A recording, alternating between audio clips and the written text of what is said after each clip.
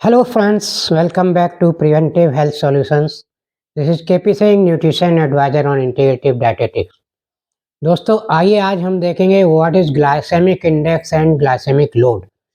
तो दोस्तों खाना खाने से पहले अगर हमको ये मालूम है, इस बात की जानकारी है कि ग्लाइसेमिक इंडेक्स फूड का क्या होता है और ग्लाइसेमिक लोड से क्या मतलब है, तो हम अपने आप को मोटापे और डायबिटीज़ जैसी बीमारियों से बचा सकते हैं। और ये बचा ही नहीं सकते, अगर हम इनसे ग्रस्त हो चुके हैं मोटापे से या डायबिटीज़ से, तो इनको क्योर करने में या इनको कंट्रोल करने में भी बहुत ज़्यादा मदद मिलेगी अगर इन दोनों चीज़ों की जानकारी हमें है। तो दोस्तों आइए सबसे पहले हम देखते हैं ग्लाइसेमिक इंडेक्स के बारे में बात करते हैं। और दोस्तों ग्लाइसेमिक इंडेक्स से पहले हम ये समझ लें कि जो कुछ भी हम खाना खाते हैं, उससे हमें क्या होता है, बेसिकली उससे हमें एनर्जी मिलती है, यानी कि ऊर्जा मिलती है। और इस ऊर्जा से ही हमारा शरीर काम करता है, चाहे हम रेस्ट की अवस्था में हो या एक्टिव अवस्था में हो। जब एक्टिव अवस्था में नहीं होते तब भी हमारे शरीर को एनर्जी और ऊर्जा की ज़रूरत होती है, जिसमें शारीरिक फंक्शंस बहुत सारे होते रहते हैं हमेशा 24 आवर्स। जैसे हमारी साँस चलती रहती है 24 घंटे, फेफड़े काम करते हैं, 24 घंटे हमारा हार्ट काम करता है। इस तरह से बहुत सारी हज़ारों लाखों प्रक्रियाएँ शरीर में होती रहती है, इनके लिए भी एनर्जी की ज़रूरत होती है। तो इसलिए दोस्तों हमें हमेशा 24 आवर्स जब तक अलाइव हैं, हमें कंटिन्यूअसली एनर्जी की ज़रूरत होती है। और ये एनर्जी हमें कहाँ से मिलती है? खाने-पीने से ही मिलती है। तो दोस्तों अगर देखा जाए तो खाने में मेन न्यूट्रिएंट्स की बात करें, जो मेजर न्यूट्रिएंट्स हैं या जिनको हम मैक्रो न्यूट्रिएंट्स कहते हैं, वो होते हैं हमारे कार्बोहाइड्रेट, प्रोटीन और फैट्स। और इसी के साथ फाइबर भी होता है खाने में। और फाइबर एक ऐसा मतलब इंग्रेडिएंट है फूड का जो डाइजेस्ट नहीं होता है, लेकिन ये हमारी गट हेल्थ के लिए, यानी कि हमारे डाइजेस्टिव सिस्टम की प्रॉपर फंक्शनिंग के लिए बहुत ही आवश्यक है। तो दोस्तों आइए देखते हैं, अब ग्लाइसेमिक इंडेक्स पर आते हैं। तो दोस्तों ग्लाइसेमिक इंडेक्स क्या होता है? जो खाना हम खाते हैं ये कन्वर्ट हो जाता है हमारा ग्लूकोज में। तो यहाँ पर क्या है, जो कार्बोहाइड्रेट पार्ट है हमारे खाने का, वो सीधे डायरेक्ट ग्लूकोज में कन्वर्ट होता है। जो प्रोटीन और फैट हैं ये डायरेक्ट ग्लूकोज में कन्वर्ट नहीं होते, लेकिन ये भी हजम होने के बाद शरीर में जाते हैं बहुत सारी जगहों पर जहाँ इनकी उपयोगिता होती है, वहाँ ये लगते हैं। और इनसे भी हमारा शरीर एनर्जी प्राप्त कर सकता है, लेकिन वो इनडायरेक्टली प्राप्त करता है जब कार्बोहाइड्रेट बिल्कुल ना अवेलेबल हो तब, उस कंडीशन में। तो दोस्तों नॉर्मली जो है हमारा एनर्जी का सोर्स, इंस्टेंट एनर्जी का सोर्स शरीर में जो तुरंत एनर्जी की आवश्यकता डेली बेसिस पे होती है रेगुलर, वो कार्बोहाइड्रेट से ही पूरी होती है। और ये कार्बोहाइड्रेट हजम होने के बाद सीधे ब्लड में जाके ग्लूकोज में कन्वर्ट हो जाता है। और यही ग्लूकोज जो है हमारे ब्लड शुगर लेवल को मेंटेन करता है, यानी कि जो शुगर के रूप में कहा जाता है कि हमारे ब्लड शुगर कितना है, तो वो ब्लड शुगर क्या है, वो ब्लड ग्लूकोज लेवल ही होता है।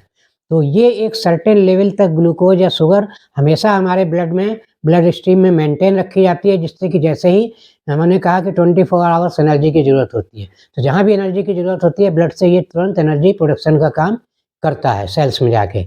लेकिन दोस्तों यही ग्लूकोज का लेवल या शुगर का लेवल अगर आवश्यकता से ज़्यादा बढ़ जाता है, एक निश्चित लेवल से ज़्यादा हो जाता है, तो फिर वो डायबिटीज़ का रूप ले लेता है। या फिर ये बहुत ज़्यादा दिनों तक बढ़ा रहता है, तो ये फैट के रूप में कन्वर्ट होके जमा होने लगता है और मोटापे को भी जन्म देता है। इस तरह से मोटापे को भी बढ़ाता है। तो इस तरह से दोस्तों हमारा मेन जो मकसद है यहाँ पर कि blood sugar level normal maintain रहे, तो इसके लिए ऑटोमेटिकली एक इंसुलिन हार्मोन होता है जो पैंक्रियाज में प्रोड्यूस होता है, ये ऑटोमेटिकली इसको कंट्रोल रखता है और मेंटेन रखता है। लेकिन कहा जाता है कि अति की कोई भी चीज़ ठीक नहीं होती।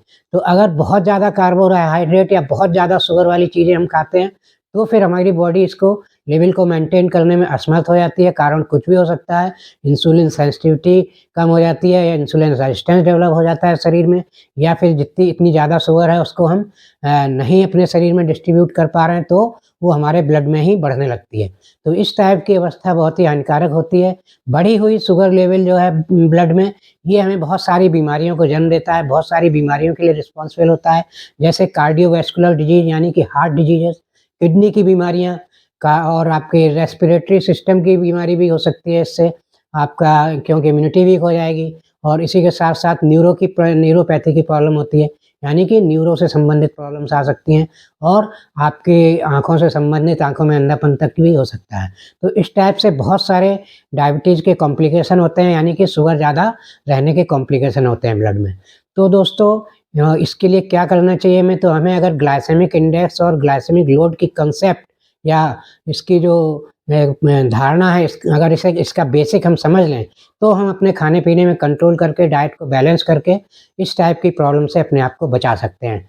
यानी कि अगर इसकी ठीक जानकारी रखते हैं तो हम डायबिटीज़ से भी अपने को आप को बचा सकते हैं, मोटापे से भी बचा सकते हैं, और इसी के साथ-साथ डायबिटीज़ या मोटापा हो गया तो इसको इफ़ेक्टिवली आप कंट्रोल भी कर सकते हैं और इससे निजात भी पा सकते हैं।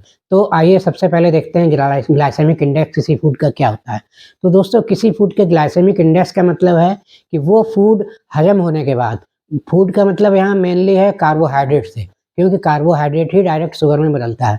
तो वो फूड जिसमें जो कार्बोहाइड्रेट का पार्ट है, वो कार्बोहाइड्रेट किस प्रकार का है, मतलब कॉम्प्लेक्स है कि सिंपल है। तो सिंपल कार्बोहाइड्रेट जैसे डायरेक्ट शुगर है, ग्लूकोज है, गुड़ है, चीनी है, इस टाइप की जो चीज़ें हैं ये डायरेक्ट मतलब सिंपल कार्बोहाइड्रेट होते हैं, क्योंकि ये तुरंत हज़म होकर तुरंत ब्लड शुगर को बहुत तेज़ी से बढ़ाते हैं। इसी तरह कुछ कार्बोहाइड्रेट ऐसे होते हैं जो फाइब्रस फॉर्म में होते हैं और उनका ब्रेकडाउन थोड़ा स्लो होता है बॉडी में, मतलब डाइजेस्टिव सिस्टम में, और वो धीरे-धीरे शुगर को बढ़ाते हैं। मतलब शुगर की जो बढ़ने की स्पीड है वो ब्लड में धीरे-धीरे बढ़ती है, शुगर बहुत तेज़ी से नहीं बढ़ती। तो इस तरह से 2 तरह के कार्बोहाइड्रेट होते हैं, सिंपल कार्बोहाइड्रेट और कॉम्प्लेक्स कार्बोहाइड्रेट। तो अब ये किन चीज़ों में कैसे कार्बोहाइड्रेट पाए जाते हैं, ये आपको एक बहुत लंबी लिस्ट है, बहुत ही कॉम्प्लिकेटेड लिस्ट है, इसको आपको अलग से समझना पड़ेगा। लेकिन यहाँ मोटा-मोटा कॉन्सेप्ट के रूप में जीआई का मतलब है, ग्लाइसेमिक इंडेक्स का मतलब है हमारे खाना, हम जो भी खा रहे हैं वो खाना कितनी तेज़ी से हमारे ब्लड शुगर को बढ़ाता है। ग्लाइसेमिक इंडेक्स का एक नंबर होता है, ये नंबर हमारा किसी भी फूड के लिए निश्चित किया जाता है हमारे ग्लूकोज के आधार पर।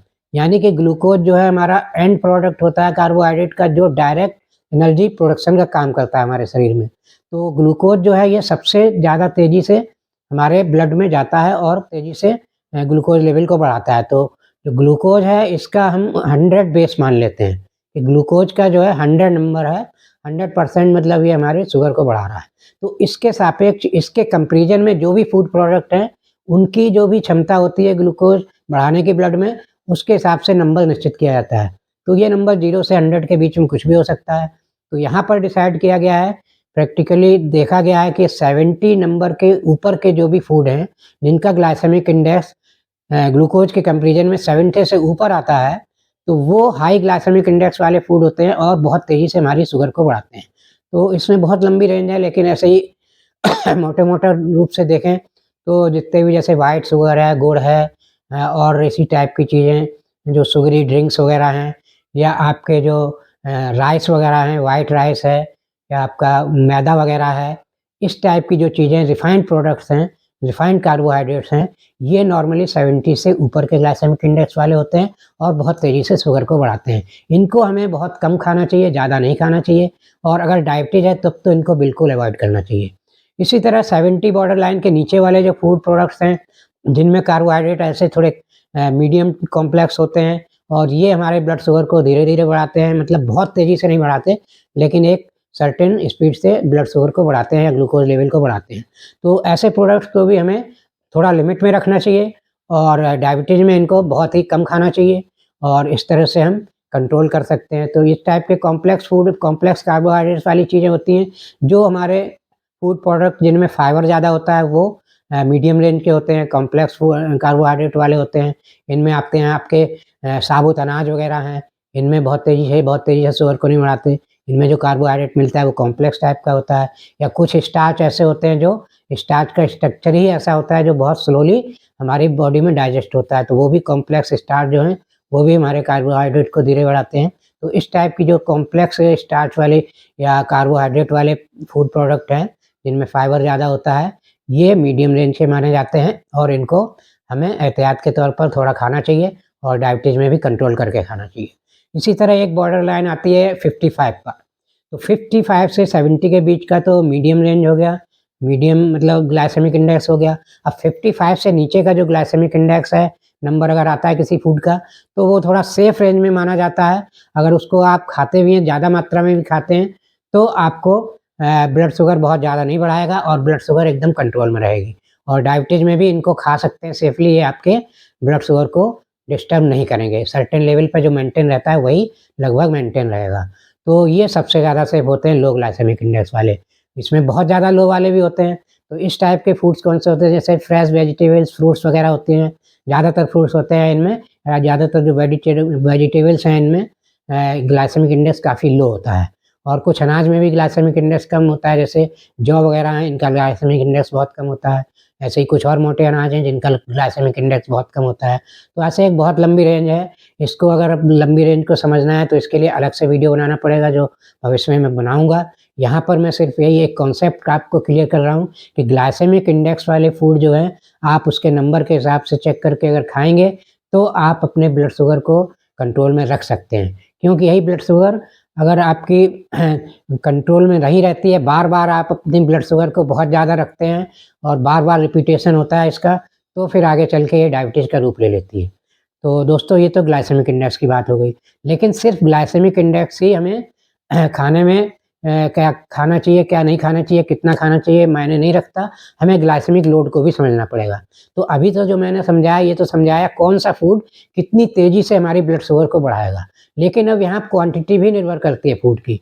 मतलब फूड का जो कार्बोहाइड्रेट है, वो हम कितनी क्वांटिटी में ले रहे हैं, वो क्वांटिटी भी डिसाइड करेगी कि हमें वो ब्लड शुगर कितनी देर तक बढ़ा के रखेगा। अगर मान लीजिए किसी फूड का ग्लाइसेमिक इंडेक्स तो बहुत हाई है, लेकिन आपने बहुत थोड़ा-सा लिया, तो थोड़ी देर के लिए, कुछ मिनटों के लिए अगर आपकी ब्लड शुगर बढ़ भी गई, तो उससे कोई फ़र्क नहीं पड़ता। लेकिन यही ब्लड शुगर लेवल अगर बहुत ज़्यादा देर तक बढ़ा रहता है, तब आपको फ़र्क पड़ेगा। तो वो डिपेंड करेगा क्वांटिटी पे।